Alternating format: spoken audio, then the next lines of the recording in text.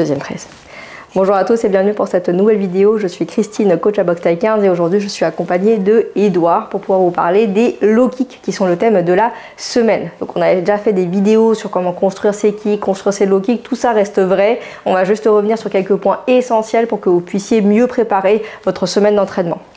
Premièrement, quelles sont les cibles du low kick? Donc le low kick, vas-y mets-toi face à moi, c'est le fait de donner un coup de pied sur la jambe, mais en fait c'est le membre inférieur en entier. Donc on va différencier trois grandes cibles que sont ici la cuisse d'Edouard, ok, ici le mollet d'Edouard et ici en bas le bas du mollet ou alors la zone de la cheville. Volontairement, on ne parle pas du genou parce que c'est quand même une zone qui est à fort risque de blessure à la fois pour l'attaquant et pour le défenseur. Ici, vous mettez directement tibia contre rotule, d'accord, la rotule qui est généralement tournée un peu vers l'extérieur, ça fait mal, risque de fracture, ou alors si vous pliez comme ça un genou qui n'était pas bien orienté, ligament croisé. Donc dans les deux cas, on va dire que c'est pas optimal. Ensuite, en dehors de ces zones-là, vous pouvez choisir entre frapper de l'extérieur, d'accord, ou alors venir frapper vers l'intérieur de la jambe, ok. Pareil quand vous parlez de la jambe arrière, ok, il y a toujours des possibilités, si vous êtes orienté un peu bizarrement par rapport à votre partenaire, de venir frapper ici, la jambe à l'arrière, c'est pas du tout interdit. De la même façon, si vous voulez venir rentrer sur la jambe arrière, imaginons je feinte pour qu'il puisse monter ici sa parade, bam, et là je rentre derrière pour pouvoir le frapper. Donc tout ça c'est possible. Ici, concentrez-vous quand dans l'entraînement pour varier vos cibles, ok. De temps en temps on est ici, boum, un low kick sur la cuisse, boum, un low kick sur le tibia, boum, vers l'intérieur sur l'intérieur. Ici je feinte pour pouvoir venir chercher à l'intérieur et tout ça et tout ça. Donc simplement gardez en mémoire de bien varier vos cibles. La deuxième chose, c'est quelle est la technique que vous allez mettre à l'intérieur de vos low kicks. En gros, on va distinguer plusieurs, on va dire, niveaux d'engagement. Le premier, on va dire, niveau d'engagement, c'est le fait de faire un kick sans trop de rotation, qu'on appelle aussi le Dutch kick ou qu'on appelle aussi le kick de football. En général, on le critique beaucoup, mais en réalité, ça peut avoir quelques utilités si vous avez peur de rentrer sur un adversaire et de perdre le déséquilibre, ou alors si vous êtes sur des sports comme le MMA, où il y a un fort risque de se faire mettre à terre si vous perdez votre équilibre. Du coup, vous êtes ici et vous allez simplement venir lever la jambe vers la cible, d'accord, sans forcément tourner trop le bassin ou trop le corps. Ok, vous gardez face à l'adversaire et on va juste lever la jambe vers la cible, d'accord. Quand vous faites ça, malgré tout, il y a un impact, d'accord. S'il est bien mis, quand même, vous avez de la force dans la flexion et tout, ça va faire mal. Donc, on ne peut pas dire que ce soit un kick qui soit inefficace. S'il est utilisé convenablement, c'est une bonne partie de votre arsenal.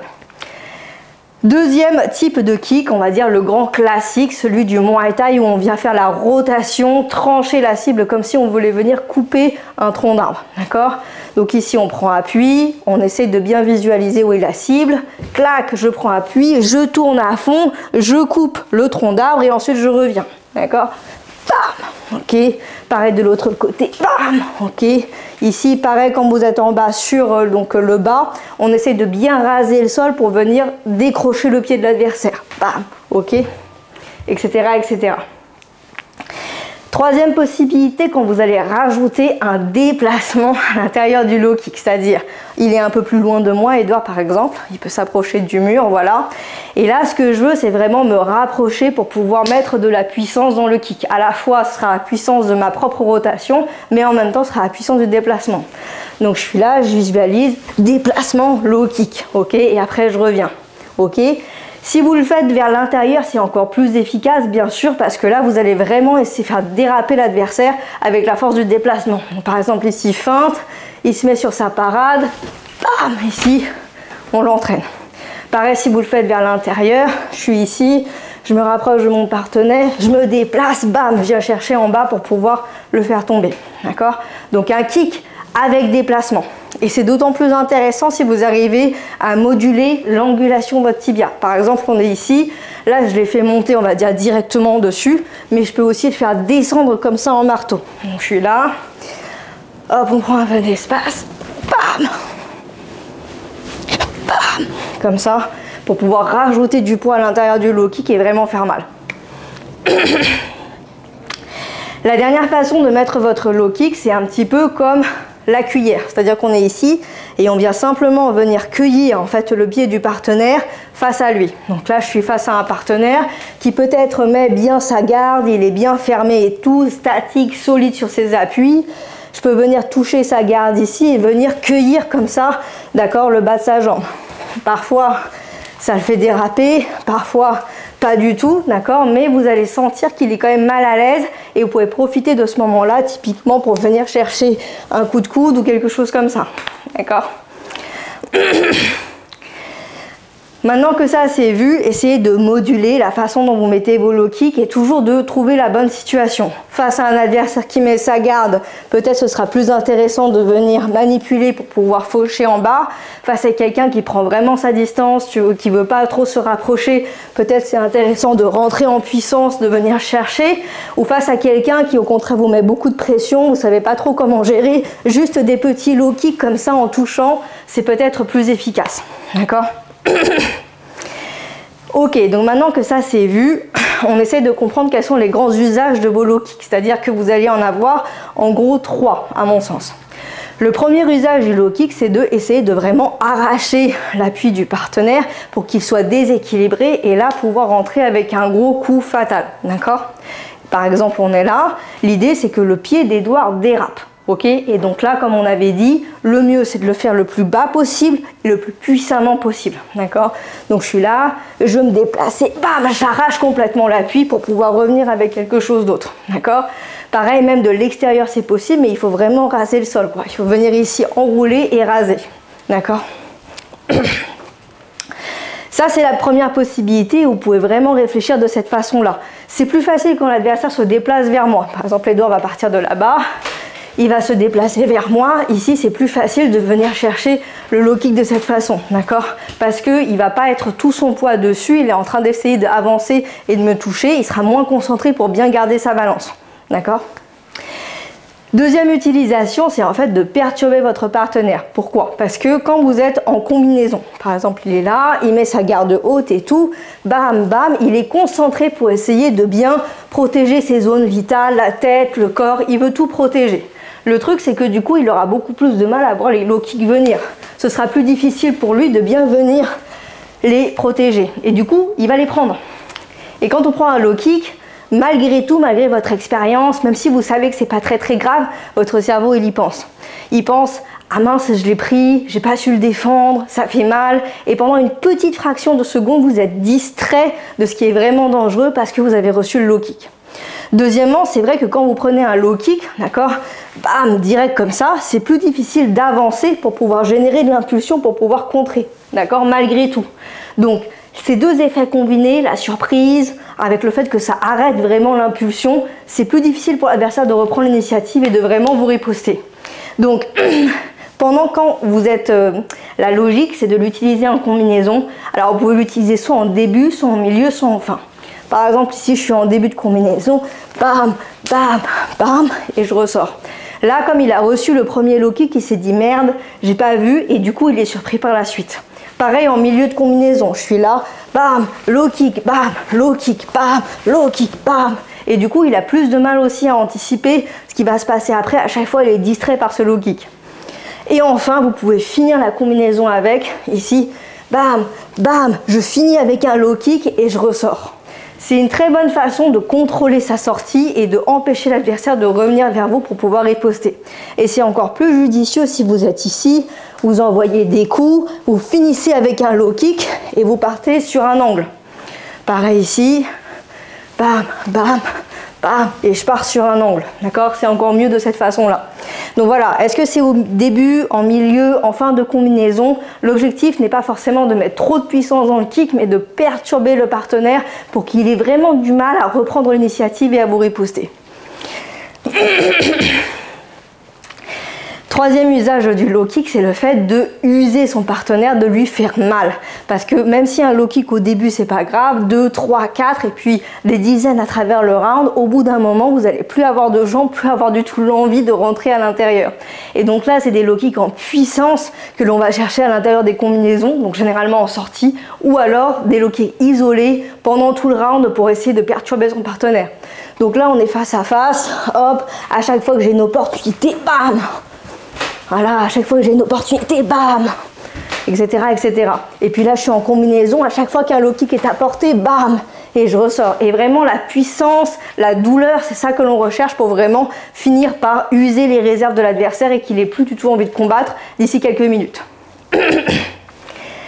Ok, donc maintenant que ça c'est fait, comment fait-on pour bien les défendre? Donc comme tous les kicks, c'est la même chose. Vous avez le droit de venir les parer, vous avez le droit de venir l'esquiver et vous avez le droit de venir l'attraper. D'accord? Donc là, Edouard va me donner un low kick et on va faire la démonstration des trois. Vas-y, parade du low kick. D'accord? Là, je l'ai estimé un petit peu haut. Donc malheureusement, il est passé en dessous, mais tant mieux. Par exemple, vas-y, low kick à nouveau, clac, parade, et vas-y. Esquive du low kick, ok, et enfin finalement ici il met le low kick et je décide de l'attraper, ok, je décide de l'attraper et à ce moment là il faut que je fasse quelque chose, ok. En ce qui concerne la parade, ce qui est différent par rapport aux autres kicks, donc vous l'avez vu la première fois qu'il l'a fait sur moi, c'est qu'il faut bien estimer la hauteur. Mais en fait ce qui est le plus important c'est l'orientation de votre tibia, la crête comme ça du tibia par rapport au kick qui arrive. Il faut essayer de bien l'orienter. Le kick arrive, j'essaye de bien orienter le tibia vers le kick qui arrive pour qu'il ait mal, pour que ça arrête l'énergie. S'il le met sur le côté, ici, d'accord, ça va me faire plus mal et ça va me faire déraper. Ok? Donc, perpendiculaire de cette façon-là. Déjà, si vous arrivez à faire ça, vous avez réglé la moitié du problème des low kicks qui arrivent sur vous. Deuxièmement, j'essaie de bien régler la hauteur. Donc effectivement, s'il envoie son low kick assez haut, j'essaye de pouvoir monter légèrement pour pouvoir le parer.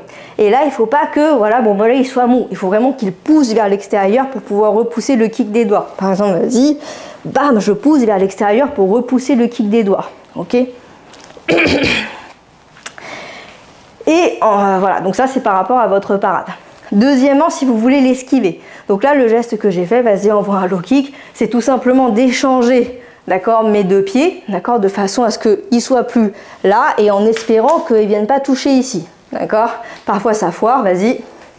Là, je me suis foiré, il a touché ici, c'est un peu con, d'accord. Mais voilà, si je suis là, j'arrive à voir que là, le low kick, il est en train de venir, j'ai pas tout à fait le temps. Je peux faire franchement un pas en arrière, juste comme ça, comme si j'étais en train de reculer sur le trottoir, d'accord.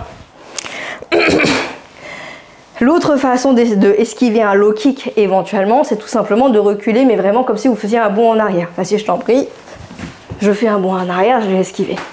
Dernière façon, imaginons que le low kick arrive vraiment bas. Vous avez l'impression qu'il essaye tout le temps de venir chercher votre cheville, vous levez, d'accord, vous passez par-dessus et puis vous enchaînez avec autre chose. Ok, donc c'est possible aussi, tout est bon à prendre. Ok, c'est juste qu'il faut comprendre les compromis que vous faites à chaque fois en termes de sécurité quand vous le faites.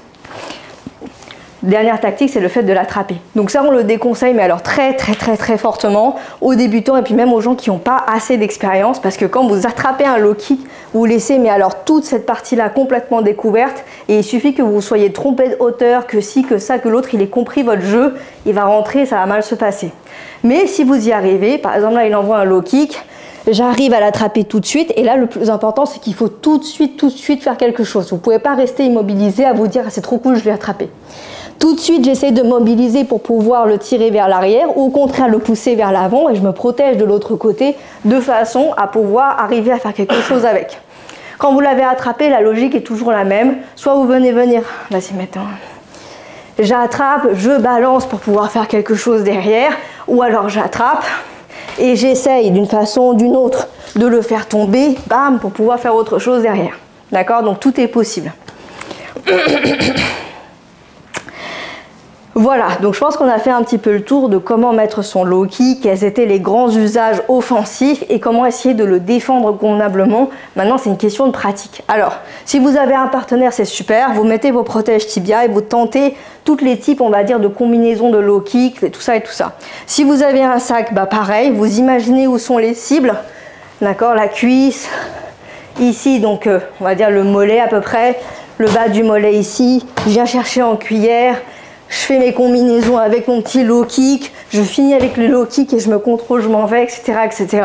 Et puis même si vous êtes en shadow, n'hésitez pas à générer les kicks malgré tout. Donc ici on est là, on boxe et on génère le kick. Et c'est pas grave si on le ramène ensuite, mais on le génère pour pouvoir se donner le réflexe de le donner, d'accord? C'est pas aussi bien que d'avoir le retour du sac, mais ça permet quand même de créer de bons réflexes. Voilà, je pense qu'on a à peu près tout abordé. J'espère que vous avez apprécié la vidéo, n'hésitez pas à checker le reste de nos contenus et bien sûr à venir boxer avec nous, Box Thaï 15 sur Paris 15e. J'espère que la vidéo va vous aider pour la semaine et n'hésitez pas non plus à nous faire des retours. Merci et bon entraînement.